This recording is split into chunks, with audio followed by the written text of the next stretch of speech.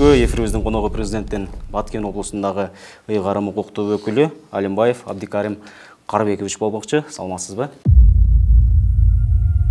Мына ушул чек арасы тактала элек облустун башчысы катары айтсаңыз, 2023 жылы Кыргызстан менен Тажикстандын чек арасындагы абал кандай күтүлөт? Чек ара чечилбегендигине байланыштуу бир кандайдыр бир тополоң чыкпайт же башка же мындан кийин согуш бүттү деп бүгүнкү күндө эч ким кепилдик бере албайт. Алар тарап айтат, ошол кыргыз бийлиги сөзүндө турбай калды деп, биз тараптан айтылат, ошол тажик бийлиги сөзүндө турбай жатат деп. Негизи ушул сүйлөшүүлөрдөн кандайдыр бир жыйынтык күтсөк болобу? Биринчи кезекте эки тараптын кызыктар болуш керек, чек араны чечүү.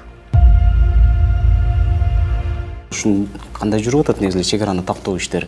Эки тараптан тең мына жетекчилер жолугушууда дагы сүйлөшүүлөрдө дагы айтып жатат, чек ара маселесин биз чечишибиз керек деп. Буюрса, кичине мындайча айтканда алдыга жылды деп айтса алсак болот да.